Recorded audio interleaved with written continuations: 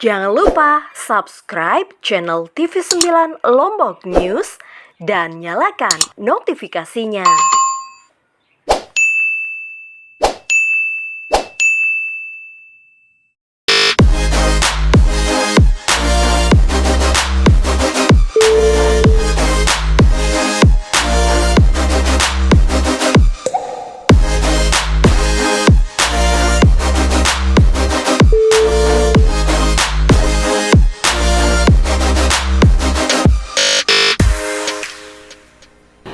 Assalamualaikum warahmatullahi wabarakatuh. Selamat sore pemirsa TV9 dimanapun Anda berada. Senang sekali tentu sore hari ini kita kembali lagi di Speak Up Podcast TV9.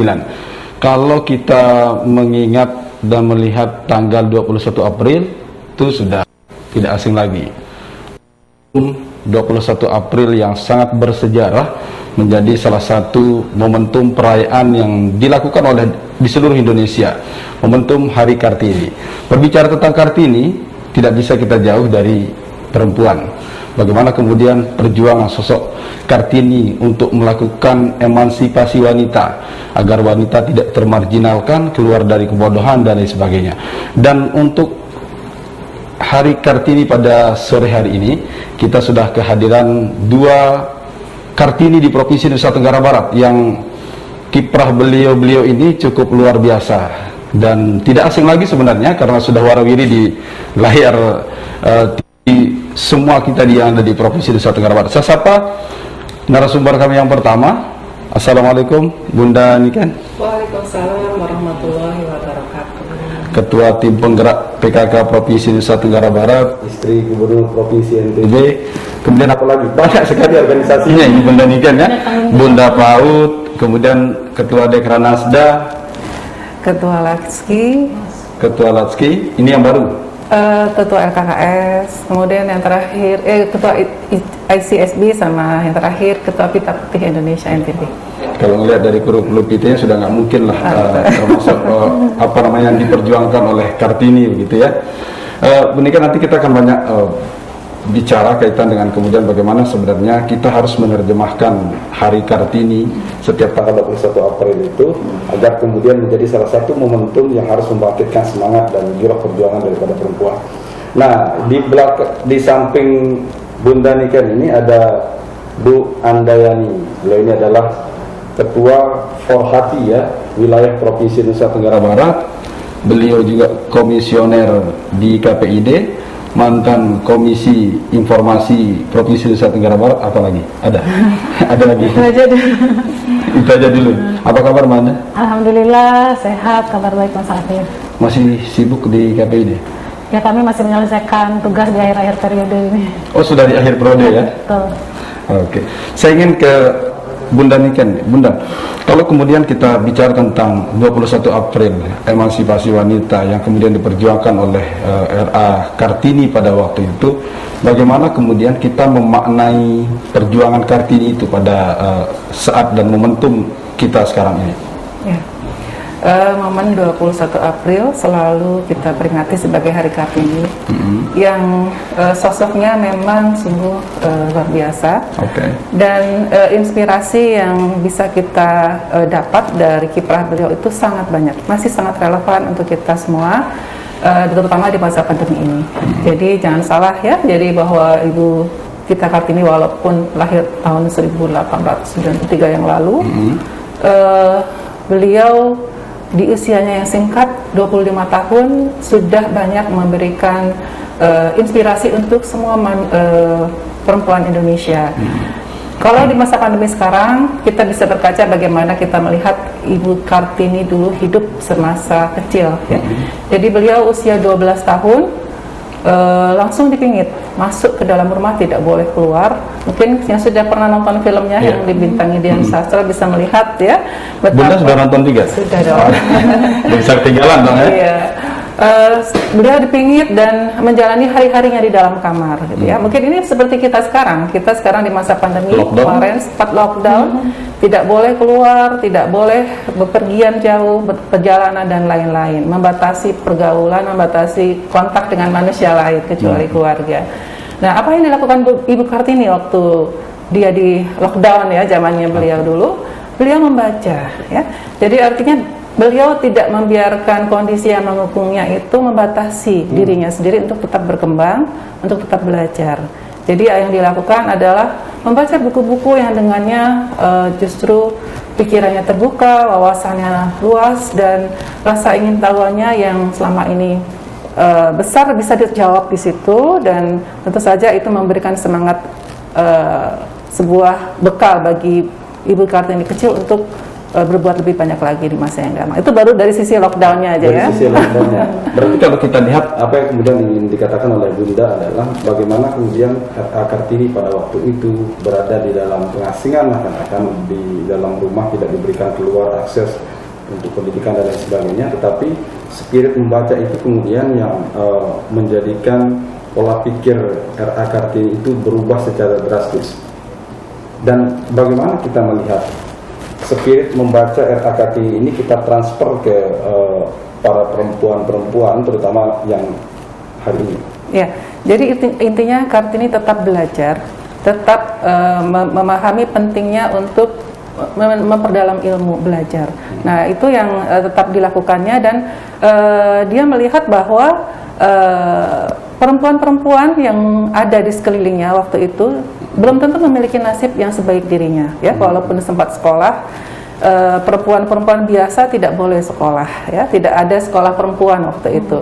Nah, ini juga yang akhirnya membuat dia melihat bahwa ini adalah, padahal pendidikan itu sangat penting, gitu ya. Bahkan bagi wanita, apalagi peran perempuan sebagai ibu nantinya akan membesarkan anak-anak dari generasi masa depan, itu juga sudah dilihat oleh Kartini. Jadi beliau melihat bahwa pendidikan, sekolah, ilmu itu suatu hal yang utama, sangat-sangat penting. Itu yang menjadi semangat beliau untuk bergerak selanjutnya. Di tengah memang pada waktu itu marginalisasi terhadap perempuan tinggi, ya? Sangat tinggi. Jadi hanya yang bisa sekolah tuh hanya laki-laki, anak laki-laki dan anak bangsawan. Itu pun hanya sekolah sampai SD, ya, 12 tahun. Setelah itu harus masuk pinggir, gitu. Nah, justru di era sekarang ini, Nah, sekarang di ini zaman mudah-mudahnya sekolah, kemudian tapi banyak yang nggak mau sekolah, bahkan sekolah bisa dikatakan malas-malasan. Nah, ini karena apakah kurangnya membaca itu yang dilakukan oleh generasi sekarang, sehingga spirit yang dibawa oleh RA Kartini itu jangan-jangan hanya dimaknai hanya sebuah identitas batik saja. Nah, itu ya, makanya kita perlu memperingati Hari Kartini, ya, Mbak Anda, karena semangat Kartini ini sangat selalu relevan. Kita berikan kepada anak-anak kita yang ada di sini, misalnya jangan cepat-cepat menikah, ya, yang anak-anak, ya, mereka harus sekolah dulu, seperti yang kita sudah ada perdanya, Bu. Sudah ada perdanya, sedang akan disosialisasikan. Jadi waktu artinya dapat penghargaan dari Menteri Perlindungan Anak, Menteri Pemberdayaan Perempuan dan Perlindungan Anak. Jadi memang pentingnya pendidikan bagi perempuan itu sudah digarisbawahi oleh Kartini sejak dahulu kala, dan itu ditunjukkan dengan semangatnya beliau walaupun berada dalam situasi lockdown. Artinya apapun keterbatasan yang kita hadapi saat ini, jangan sampai itu menjadi penghalang untuk mencapai cita-cita. Saya ke Mbak Anda. Silakan. Biasa tentang konsep Kartini. Jadinya Mbak Anda nyimak betul apa yang Benar kan, Bunda kan. Bu Anda, ya, saya karena kebiasaan manggil Mbak, jadi tapi di podcast ini saya ingin panggil Bu, ya, biar agak selevel dan sejajar. Rasa Kartini itu kan. Rasa Kartininya itu dapat, Bu Anda. Kalau kita terjemahkan makna atau perjuangan Kartini di era digital seperti saat ini, Mbak Anda kan salah satu kemudian perempuan yang di Provinsi Nusa Tenggara Barat yang bisa dikatakan tidak termasuklah dalam perjuangan RA Kartini yang kemudian memang tidak bisa beraktivitas, tidak mendapatkan pendidikan yang layak. Kalau kita lihat dari sisi background dan kemudian sejarah dari karir Bu Anda sendiri.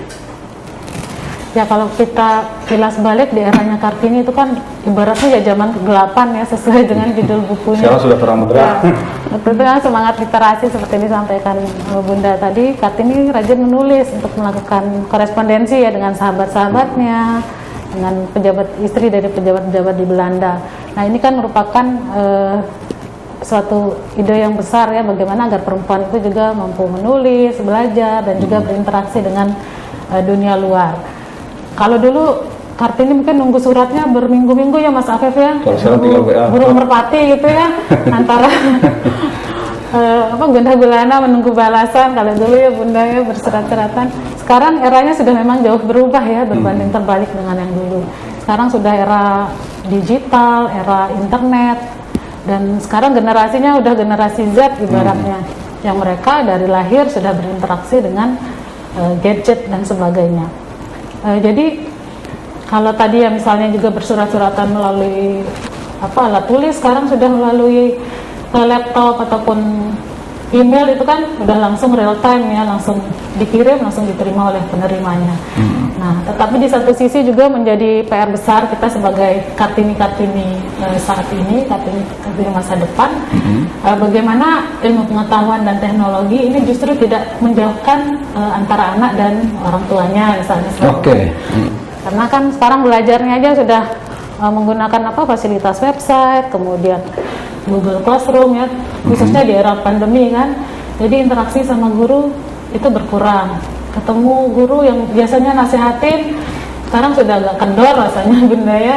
Nah, di sini kan peran ibu terutama ya, sebagai istilahnya ibu rumah tangga, bukan kepala keluarga ya, kepala rumah tangga kalau ibu di rumahnya sebagai madrasah pertama bagi anak begitu ya. Iya, betul.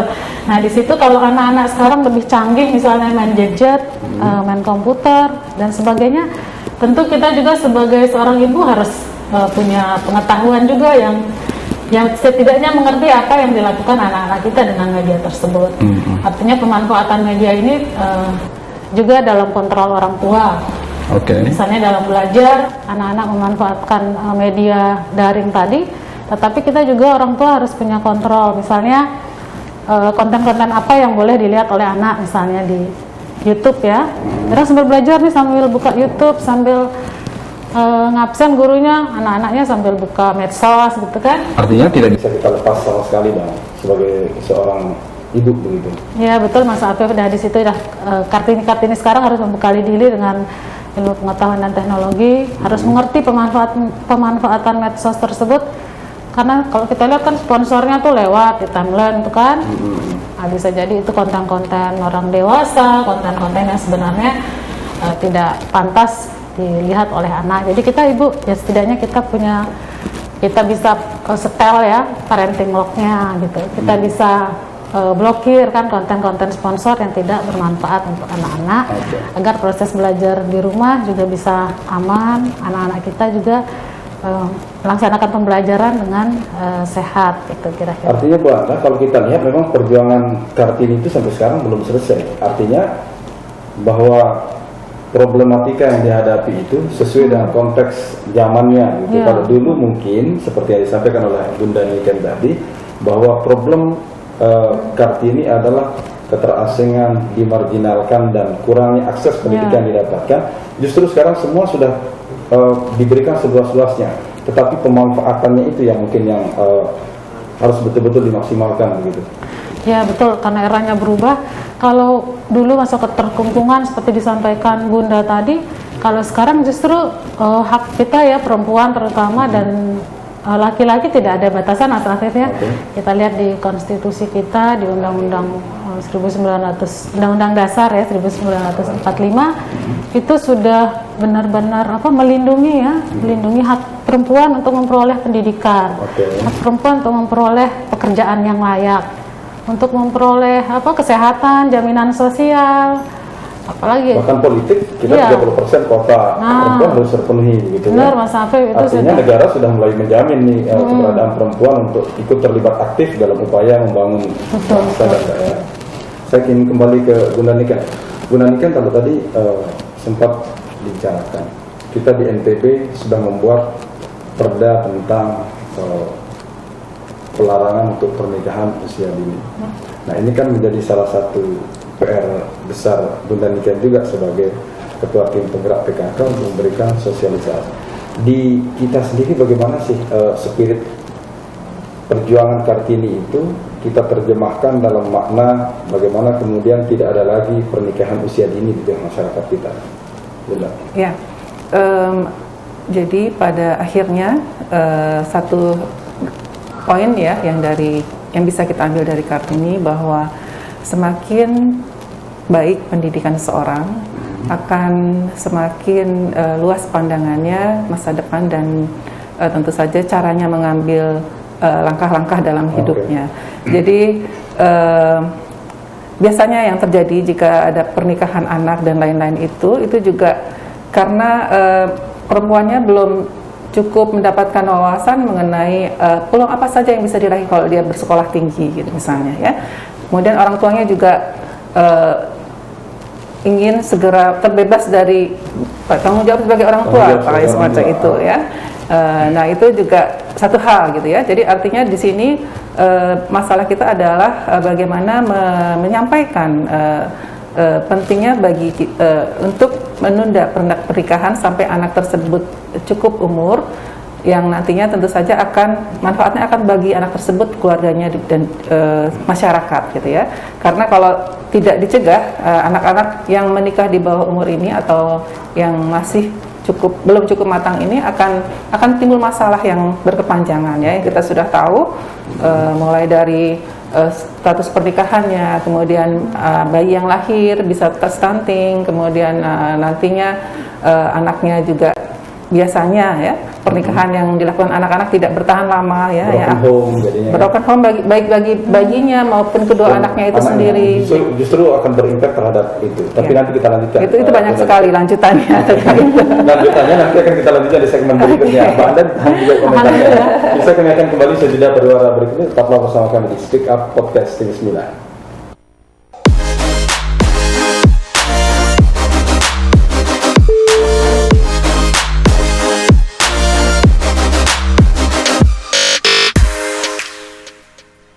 Oke, kembali lagi di Speak Up Podcast TV 9. Ya, saya ingin kita bagaimana kemudian podcast ini menjadi semacam media untuk kita mengingat perjuangan RA Kartini. Jangan sampai kemudian kita memotret dari sudut-sudut pandang yang ya bisa saja banyak orang yang tidak ingin melihat momentum RA Kartini menjadi satu momentum untuk perubahan besar terhadap dunia perempuan itu, Bunda Niken.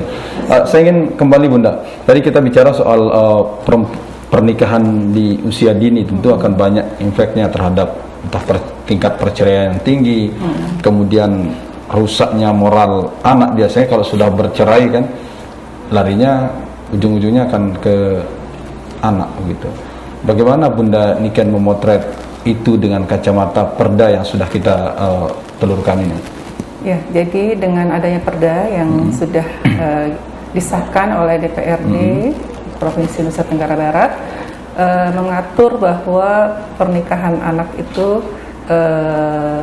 tidak boleh dilakukan. Pernikahan hanya boleh dilakukan sesuai dengan Undang-Undang Perkawinan, yaitu usia 19 tahun. Dan jika terjadi pernikahan anak, artinya usia di bawah 19, maka pihak-pihak yang mendukung atau mendorong atau memfasilitasi terjadinya akan bisa dikenai pidana. Pidananya pidana mulai penjara sampai sanksi denda uang yang cukup banyak. Artinya pemerintah NTB tentu kan ini menjadi salah satu kepedulian terhadap memunculkan kembali spirit Kartini sebenarnya di perda ini. Ya, jadi artinya bagaimana agar anak-anak itu mencapai kematangan dari sisi usia dan juga sisi mental untuk sebelum memasuki dunia pernikahan atau perkawinan ya. Kalau kita lihat dari RA Kartini ya, di zaman seperti itu RA Kartini baru menikah usia 24 tahun. 24 tahun baru menikah ya. Kalau diukur dari ukuran sekarang aja udah telat tuh.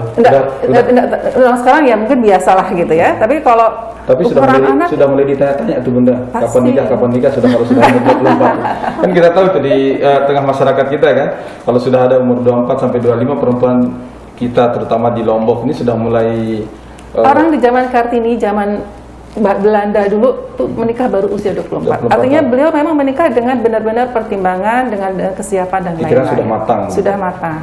Jadi itu yang ingin kita sampaikan juga. Salah satu spirit Kartini adalah bagaimana agar remaja-remaja jangan terlalu cepat ingin menikah dulu sebelum memang matang secara fisik, secara pikiran, mental, dan tentu saja yang lain-lain ya, persiapan dari sisi ekonomi dan lain-lain.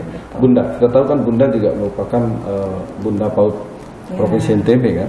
Bagaimana Bunda melihat, pernahkah mendapatkan satu kasus anak-anak kita di Nusa Tenggara Barat ini yang kemudian ya bisa saja kita katakan dia orang tuanya broken home, kemudian tidak terurus dan terlantar, atau seperti apa? Pernah Bunda menemukan hal seperti itu? Ya, banyak sekali kasus-kasus yang terjadi. Ini kalau kita berbincang-bincang dengan para pekerja sosial maupun para penggiat hak anak ya, kasus-kasus yang terjadi pada anak-anak sebagian besar adalah akibat dari keluarga yang tidak bisa menjalankan fungsinya, gitu ya. Nah, ini biasanya mungkin disebut broken home ya kalau bahasa umumnya ya. Itu entah karena orang tuanya bercerai, kemudian menikah lagi, kemudian si anak tidak terurus, dititipkan pada neneknya, yang neneknya juga ya tidak tahu lah ya bagaimana mendidik anak. Usianya sudah sangat lanjut ya, sehingga anak itu akhirnya terlantar, baik terlantar dari sisi pemenuhan gizi ya, makanya ada stunting ya, karena berat badannya lahirnya kurang sejak awal gitu, karena ibunya masih sangat kecil gitu ya. Salah satu penyebab stunting itu pernikahan juga anak. Itu sangat besar sekali pengaruhnya. Usia ibu adalah termasuk dari 4 faktor utama. Jadi faktor-faktor yang mempengaruhi stunting itu berhasil diidentifikasi kemarin. 4 faktor utama adalah yang pertama adalah ASI eksklusif yang kurang. Kemudian dari usia ibu juga kurang. Kemudian adanya anggota keluarga yang merokok di dalam rumah. Nah, beruntunglah berarti saya tidak merokok, Bunda. Itu sangat suportif terhadap keluarga. Bapak sayang sama keluarga, maka jangan merokok. Ya itu satu contohnya. Jadi itu apa namanya, nasihat juga tuh bagi laki-laki yang ada di rumah yang mungkin ngerokok, biar didengerin nih ya. Jangan merokok, jangan merokok. Jangan merokok di depan ibu hamil, karena ibu hamil sedang mengandung anak janin yang akan besar dan asap rokok itu akan mempengaruhi pertumbuhannya. Berarti yang merokok sama halnya dia tidak menyayangi keluarganya. Oke, Bunda. Saya ingin ke Bu Anda dulu. Bu Anda, kalau kita lihat spirit perjuangan Kartini ini kan tidak hanya kemudian dari sisi kita melihat hanya emansipasi wanita, tetapi juga yang terlebih adalah beliau bagaimana kemudian belajar agama, dan artinya begitu perempuan sudah ingin belajar agama, tentu dia ingin hidupnya lebih baik ya. Nah, bagaimana kemudian kita terjemahkan untuk saat ini? Nah, memang yang kita baca dari literatur Kartini itu ternyata beliau itu adalah seorang yang sangat sangat intens untuk belajar agama. Jadi dengan melaksanakan ajaran-ajaran agamanya, Kartini adalah seorang muslimah. Dia sangat ingin menyebarluaskan isi-isi dari kitab Al-Quran. Tapi Kartini tidak pernah menjadi ketua umum Porhati pada waktu itu. Belum. Kartini guru pada ada ustadznya dulu ya, Dul Hajj ya namanya.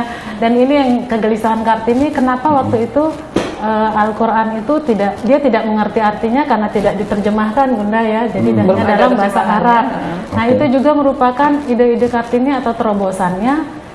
Dia menginginkan agar masyarakatnya juga bukan hanya sebatas untuk membaca, tetapi tidak memahami arti-arti dari kitab suci. Akhirnya itu yang beliau sampaikan kepada ustadznya. Akhirnya Al-Qurannya juga diterjemahkan dalam bahasa Jawa, sehingga umat muslim juga dapat mengerti apa yang memang menjadi kewajiban, larangan, dan sebagainya. Artinya terjemahan Al-Quran yang kita lihat sekarang dan kita baca itu buah dari hasil perjuangan Kartini juga dong? Ya, bisa jadi mungkin itu dari tahap awalnya ya. Karena sekarang kita sudah bersyukur sudah ada versi bahasa Indonesia, bahasa Inggris. Tapi kalau dulu mungkin masih bahasa Jawa itu mungkin bahasa yang umum digunakan oleh masyarakat. Nah, itu harapan Kartini yang juga dia sampaikan dalam suratnya kepada sahabatnya gitu.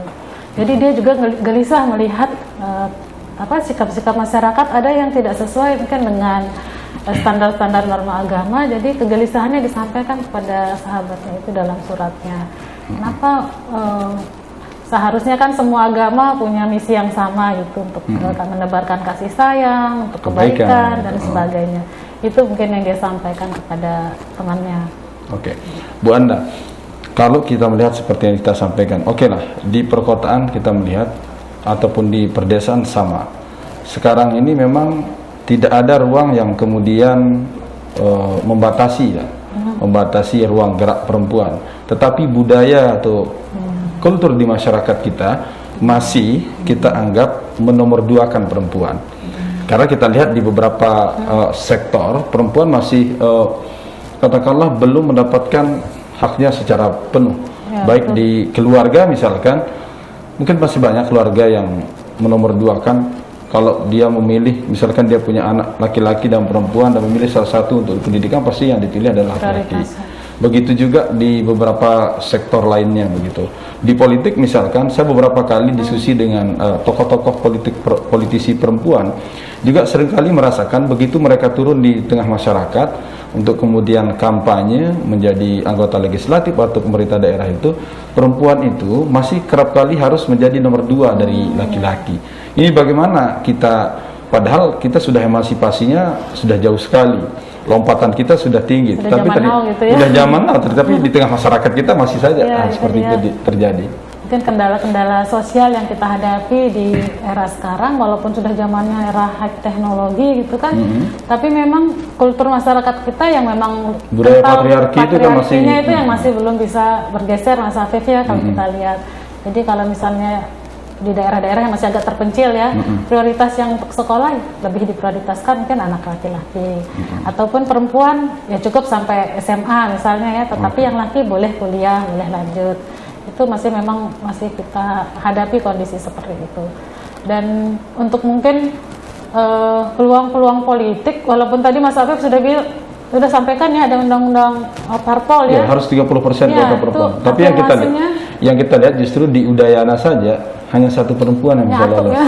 Hanya satu perempuan, ketua DPR-nya saja. Ini memprihatinkan saya rasa ya, karena dari sisi undang-undang parpol sudah ada afirmasi sampai 30%. Artinya 30% itu kan yang pertama dari struktur partainya, pengurus partai juga harus mengakomodir 30% perempuan. Kemudian usulan untuk legislatif juga minimal juga 30%. Dan artinya di setiap 1, 2, 3 caleg itu setidaknya sudah ada nama perempuan. Jadi bukan hanya di nomor sepatu atau bawah, Mas Afif. Ini sudah kewajiban. Kemudian juga dari sisi tadi ya, caleg sudah, pengurus partai juga sudah. Nah, yang saya rasa menjadi kurang ini adalah komitmen partai politik sendiri. Bagaimana untuk memberikan ruang bagi kader-kader partai perempuan untuk ikut sebagai nomor jadi istilahnya kan. Karena posisi nomor jadi lah, nomor 1 terakhir ke tengah begitu. Kenyataannya juga rekrutmen calon legislatif ini kan terkadang dadakan ya, asal comot ketika mendekati pemilu legislatif barulah direkrut. Nah, artinya ini tidak ada pembekalan politik bagi perempuan, bagaimana strateginya misalnya untuk memenangkan nanti pencalekan gitu ya di masyarakat, bagaimana meraih suara yang banyak di masyarakat. Itu saya rasa kendala-kendala dari partai politiknya sendiri yang memang masih belum ikhlas rasanya untuk memberikan ruang. Laki-laki ini masih belum ikhlas ya. Kalau kita laki-lakinya belum ikhlas ini untuk memberikan ruang sebesar-besarnya kepada perempuan. Jangan-jangan mungkin hanya nanti urutan caleg perempuan hanya untuk meraup suara, bisa jadi nanti suaranya perempuan justru untuk nomor jadinya yang laki-laki. Nah, ini saya rasa mungkin masih PR besar bagi kita yang negara demokrasi gitu. Lalu kalau di masyarakat sendiri bagaimana sih sebenarnya Bu Anda? Karena kita lihat kan banyaknya NGO yang juga mengkampanyekan tentang emansipasi wanita, kemudian sosial media kita yang sudah sangat terbuka ini, tapi ternyata belum mampu juga mengikis problematika patriarki yang ada di tengah masyarakat kita itu. Ya, itu memang masih PR besar. Tapi kalau dari sisi regulasi tadi kan kita sudah tahu ya, regulasi di negara kita ini sudah memberikan ruang yang sama, artinya bagi perempuan laki-laki itu tidak ada perbedaan. Tetapi yang memang selama ini kalau kita lihat di medsos ya, di medsos itu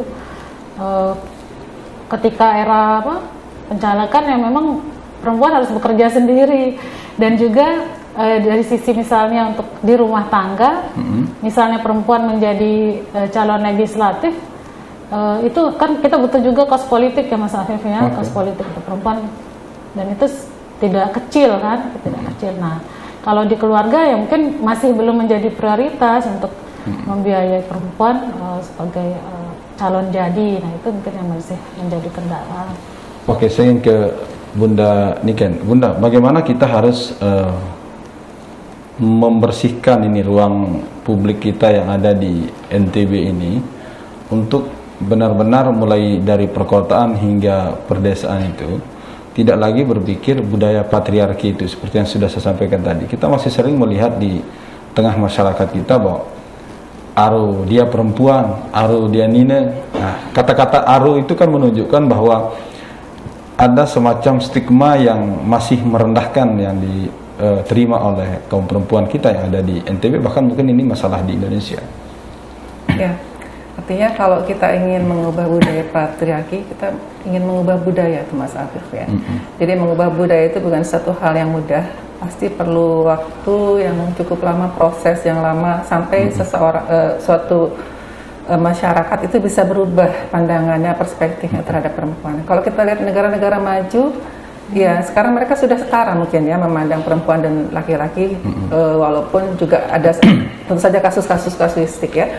Artinya itu memerlukan ya tadi upaya yang terus-menerus ya, bahwa pemerintah sudah berusaha dengan membuat regulasi, memberikan kesempatan dan lain-lain, itu sudah, tinggal kita ini kampanye terus. Makanya memang yang namanya gender equality campaign itu tetap harus kita sampaikan, karena itu tadi bahwa kita mengubah budaya ini tidak sebentar gitu ya, tidak semudah membalikkan telapak tangan. Kita perlu waktu seperti yang kita lakukan, seperti misalnya memperingati Hari Kartini, kemudian semangatnya seperti apa, bagaimana kita memandang perempuan itu tidak subordinate tapi setara, partner ya dalam berbagai hal, termasuk di dalam keluarga. Suami memandang istri itu bukan bawahan tapi partner. dalam hidup gitu ya. Jadi memang itu yang masih kita harapkan agar masyarakat bisa memahami hal itu, karena kalau kita lihat tadi ya, perempuan-perempuan sudah diberi kesempatan, bahkan ada yang sudah jadi, kalau di daerah kita sudah sampai jadi wakil gubernur, jadi ketua DPRD. Mereka itu adalah perempuan-perempuan yang berasal dari keluarga yang memang memberikan kesempatan kepada dan terdidik. anaknya. Terdidik, artinya dari kedua orang tuanya sama sekali tidak membedakan laki dan perempuan. Jadi mereka memberi kesempatan dan akhirnya inilah hasilnya, perempuannya bisa maju. Nah, untuk orang-orang tua yang mungkin masih tadi memilih laki-laki dulu di prioritas, nah lihatlah bahwa perempuan juga punya kesempatan dan sudah ada dicontohkan di tokoh-tokoh perempuan di daerah kita. Oke, Bunda sama Bu Anda ini, nanti silahkan dijawab di segmen berikutnya. Kita kerap kali melihat perempuan juga menjadi ajang eksploitasi, baik di media ataupun di sosial media. Bahkan yang dipertunjukkan itu adalah bukan kualitas isi otaknya, tetapi justru yang dipertunjukkan ke kita itu adalah bagaimana moleknya si perempuan, bagian-bagian tubuh tertentu, yang saya kira itu bagian dari salah satu juga yang harus diperjuangkan oleh era Kartini sebenarnya pada waktu itu. Emansipasi wanita itu maksudnya bahwa kita lebih mengedepankan ide, otak, pikiran, pengetahuan dibandingkan dengan eksploitasi anggota atau bagian tubuh kita. Itu kerap kali diterima oleh perempuan. Silahkan nanti dijawab nanti di segmen berikutnya. Kami akan kembali sejenak pada malam berikut ini.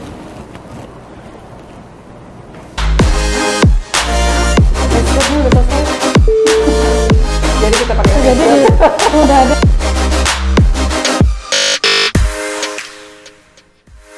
Wah, saya lihat sudah ada yang berubah ini. Berubah ya. Jangan-jangan emansipasi wanita adalah membuka masker di segmen terakhir nih. Biar kelihatan kita. Karena facialnya telat datang nih pemirsa, jadi nggak apa-apa, biar muka dua Kartini yang ada di depan saya ini bisa kelihatan jelas ya, meskipun memang wajah-wajah beliau ini sudah lama warawiri lah di depan atau di layar publik NTB.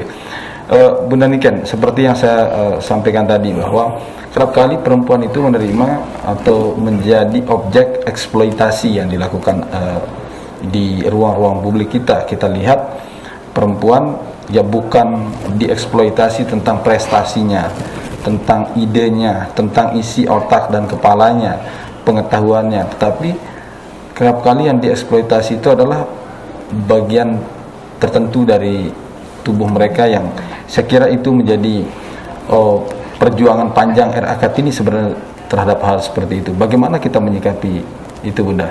Ya, artinya RA Kartini sama sekali tidak menganggap emansipasi itu mengubah wanita dari kodratnya sebagai seorang ibu, sebagai seorang muslimah ya, yang baik dan tentu saja dihargai berdasarkan apa yang dia sudah dilakukan, dihargai berdasarkan budi pekerti, dihargai berdasarkan prestasi ya, semacam itu. Jadi kalau kita melihat bahwa saat ini masih ada ya, jadi dari zaman dulu kala perempuan itu dieksploitasi.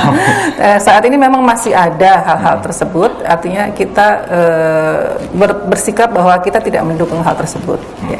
Artinya bahwa kita mengutamakan perempuan-perempuan yang kita dukung, kita support, kita fasilitasi adalah perempuan-perempuan yang memang memiliki spirit kemajuan dan itu tadi tidak berdasarkan hal-hal fisik yang tentu saja ya tidak positif lah ya, gitu. Positif. Artinya dan itu tidak baik juga bagi ruang publik kita begitu. Ya, jadi kita artinya support yang bisa kita berikan artinya misalnya ada hal-hal semacam itu kita tidak perlu misalnya tidak usah diviralkan gitu ya, tidak usah kita kita komen, nah semacam itu artinya dibiarkan saja, nanti dicuekin saja gitu loh. Nanti lama-lama orang kan ya artinya itu tidak disukai gitu loh. Itu memang mengubah ini semua perlu waktu, perlu dukungan dari berbagai hal. Laki-laki yang biasanya juga ya mungkin menikmati dalam tanda kutip ya, kalau bisa juga tolonglah ditahan gitu, karena kita tidak ingin anak kita, ibu kita ya, keluarga kita, adik kita yang perempuan, kakak kita yang perempuan itu juga sama seperti menjadi objek semacam itu. Oke, Bunda, di PKK sendiri apa upaya yang dilakukan oleh Bunda Niken sendiri untuk menyadarkan ya, khususnya kita bicara karena ini RA Kartini, kita bicara tentang menyadarkan perempuan bahwa seperti yang disampaikan Bunda tadi, merayakan spirit perjuangan RA Kartini, merayakan emansipasi wanita itu bukan berarti merubah kodrat wanita menjadi laki-laki, tidak, tetapi sejajar dalam berpikir, sejajar dalam bekerja dan bertindak begitu.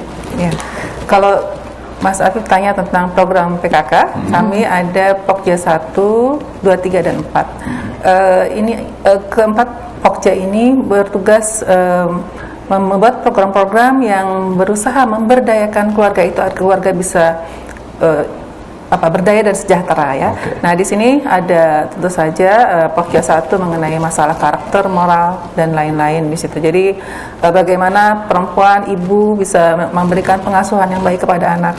Bagaimana keluarga bisa memiliki pemahaman yang baik terhadap agamanya sebagai panduan moral. Ya, di situ sangat banyak program-programnya ya, dan itu bervariasi disesuaikan dengan kebutuhan daerah. Okay. Kalau kami beberapa PKK di KSB misalnya itu punya majelis taklim yang rutin. Okay. Jadi sampai setiap majelis taklim dikasih Quran sendiri oleh ibu ketua PKK-nya, kemudian dibagikan rutin dan semacamnya gitu. Itu kemarin juga PKK saya lihat tadarusan terus di pendopo. Oh ya, yang terakhir kita tadarusan. Alhamdulillah bisa berjalan dengan baik, dan perkumpulan-perkumpulan semacam itu di tempat ibu-ibu berkumpul kemudian diberikan pencerahan ya dalam bentuk pelajaran agama dan lain-lain, itu sangat bermanfaat saya pikir, karena kita semua tentu memerlukan nasihat, dan apa yang disampaikan oleh tuan guru, oleh para ustadz itu adalah sebuah pelajaran yang tentu saja relevan dengan masa kini gitu ya. Jadi bukan kita baca tekstual yang masa lalu kemudian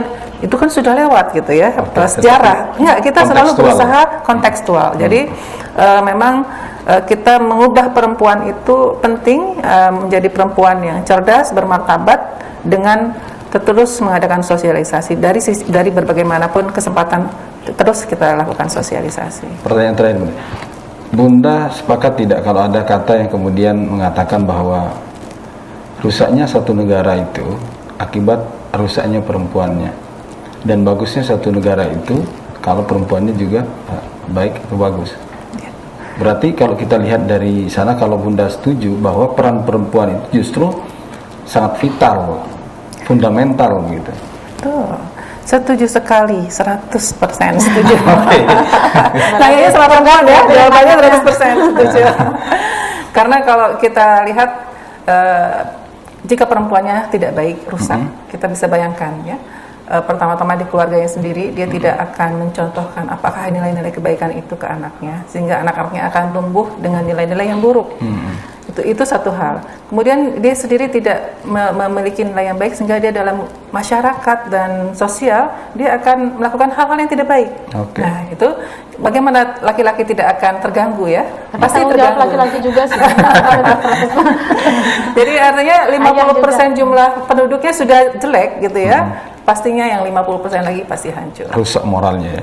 Saya ingin ke Bu Anda. Bu Anda sebagai ketua sebagai ketua Porhati wilayah Provinsi NTB, tentu sebagai salah satu organisasi perkumpulan wanita juga memiliki dong visi dan misi bagaimana kemudian spirit yang dibawa oleh RA Kartini itu bisa diinternalisasi di organisasi, tetapi juga bisa dibawa keluar.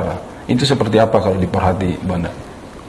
Ya Mas Afif, kalau di Porhati ini kan alumni dari himpunan mahasiswa Islam HMI, yang khususnya yang HMI Watinya. Jadi kami di situ bisa bersilaturahmi untuk menjalin terus berbagi ilmu, berbagi nasihat dengan senior-senior kami. Jadi spirit-spirit insan cita yang menjadi tujuan HMI itu kan yakin usaha sampai pencipta, pengabdi yang bernafaskan Islam, kemudian tujuannya juga mencerdaskan kehidupan bangsa sehingga terciptanya masyarakat adil makmur. Itu kan merupakan satu tujuan yang mulia dan sangat luas sekali. Nah, sehingga semangat-semangat ini yang ditanamkan sejak mereka mahasiswa, kemudian supaya terus dibawa ketika mereka juga sudah selesai berorganisasi di HMI, ketika mereka sudah misalnya berkecimpung di jabatan-jabatan publik, memegang amanah di pemerintahan dan sebagainya. Jadi spirit-spirit ini tetap tertanam dalam jiwa mereka, sehingga mudah-mudahan nantinya kader-kader ini bisa terus menjalankan amanah dengan baik dan tanggung jawab. Tapi saya lihat Bu Anda juga sering dijadikan sebagai narasumber oleh adik-adik HMI ya. Jadi artinya apakah momentum itu kemudian juga dimanfaatkan sebagai salah satu spirit untuk ya membangun emansipasi wanita itu, atau hasil diskusi di catatan teman-teman itu seperti apa sebenarnya? Ya, sebenarnya ikatan antara adik-adik dengan alumni ini sangat kuat sekali ya.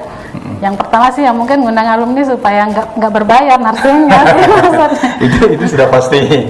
Tapi ya tetap aja jadi senior tuh adik-adik terus mendekat, artinya supaya kita juga senior jangan menghilang. Adik-adik ini butuh nasihat, mereka butuh ikatan yang kuat dengan seniornya, sehingga seniornya ini ya tetap menjadi patron-patron mereka gitu di kegiatan publik, bisa menjadi inspirasi gitu.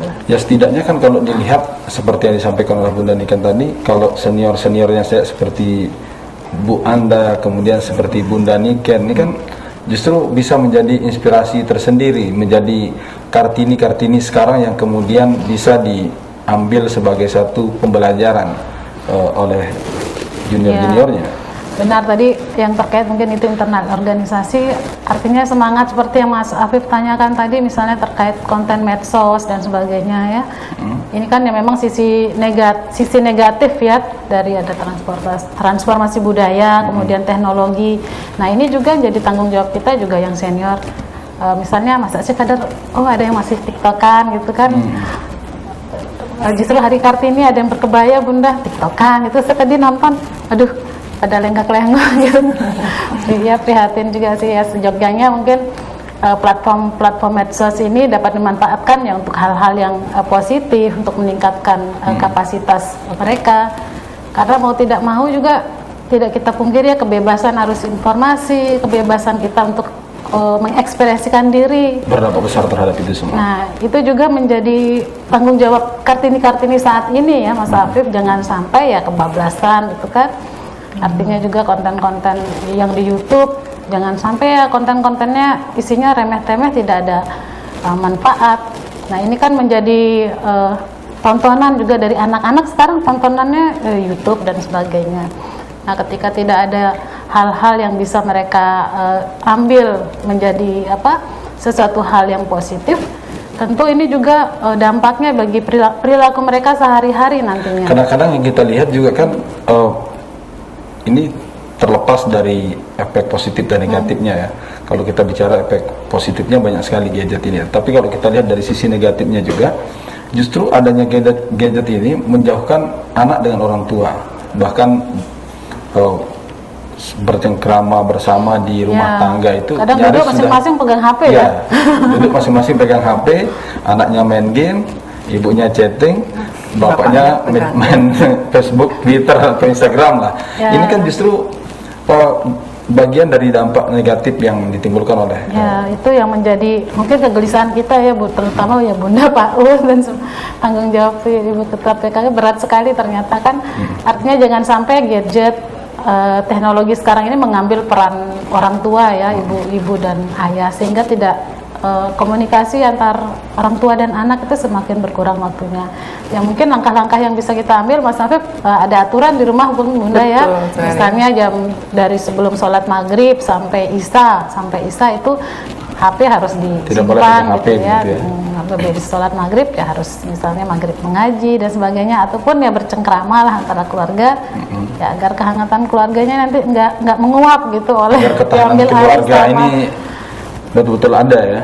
Iya, saya rasa itu udah diinisiasi ya Bunda ya, sama di pusat ya, di legislatif juga di salah beberapa partai. Ini kan konsep ketahanan keluarga kami rasa juga sangat penting untuk diadopsi gitu. Jangan sampai mungkin harus deras budaya, harus deras teknologi ini justru dapat menjadi hal-hal yang merapuh gitu ya di dalam pondasi keluarga. Hubungan emosional kekeluargaan gitu ya. Jangan sampai anak-anak remaja kita mengekspresikan diri secara kebablasan dengan melihat konten-konten yang ada di medsos itu ditiru, justru mereka mengejar target kayak seperti artis ya yang, gitu. Jadi yang penting viral lah, dia mau lakukan apa saja begitu kan. Viralnya menjadi influencer cita-citanya kan. Nah ini yang parah juga sih sebenarnya kan.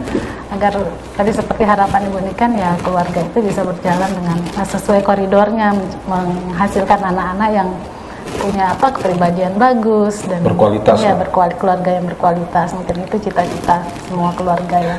Bunda, singkat saja karena ini kita sudah di segmen terakhir, dan kalau tadi saya janji pertanyaan terakhir, ini terakhir yang beneran. Terakhir yang beneran ya. Seperti yang saya sampaikan kepada Bu Anda tadi, bagaimana kemudian kita menjaga ketahanan keluarga ini sehingga di tengah derasnya arus informasi perkembangan gadget yang kemudian mulai mengambil peran orang tua, dan ini akan berdampak terhadap hubungan emosional antara anak dan orang tua yang tidak terjalin dengan baik begitu, justru itu akan berefek terhadap tidak tumbuh kembang anak itu secara baik. Bagaimana kita sebagai Bunda PAUD, sebagai Ketua Tim Penggerak PKK Provinsi NTB untuk menyadarkan keluarga-keluarga agar seperti yang disampaikan Bu Anda tadi, harus ada semacam aturan yang dibuat di keluarga itu sendiri, Bunda. Berkaitan dengan Hari Kartini, saya juga akan membacakan satu ucapan Kartini ya, yang yang ditulis oleh beliau nih, saya dapat dari. Kita dengarkan secara seksama. Sedikit aja. Dan siapakah yang dapat berusaha memajukan kecerdasan budi itu?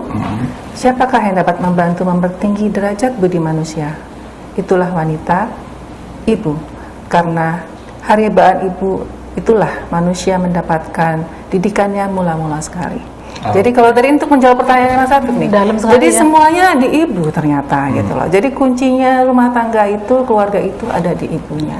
Jadi kita harapkan ibunya yang mula-mula lah mengetahui situasi keluarganya, mengajarkan akhlak budi pekerti pada anak-anaknya, kemudian membawa suasana religius, suasana damai, suasana kondusif di dalam keluarganya. Nah ini kalau ini kuat, insya Allah semua masalah-masalah yang ada di luar tadi tidak akan mengganggu ketahanan keluarga. Jadi kalau ibu melihat si anak, namanya ibu ya Mbak Anda ya sudah tahu kalau si anak A mengalami masalah apa, dia segera respons, dia bisa memberikan solusinya, memberikan terapi untuk 1, 2, 3 anak 3 anak berbeda ya, saya 5 Mbak.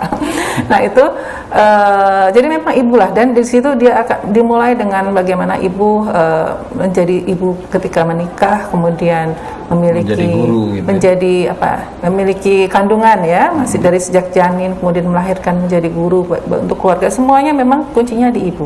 Jadi betapa pentingnya perempuan-perempuan itu mendapatkan pendidikan, karena dialah yang bisa memuliakan tadi ya kata-kata Kartini, memuliakan manusia agar mendapatkan derajat yang berbudi pekerti tinggi dan bermartabat luhur. Memanusiakan manusia lah gitu ya, biar lebih derajat kemuliaan itu bisa kita capai. Ya, Terima kasih Bunda Niken sudah hadir di Speak Up Podcast kita pada hari ini.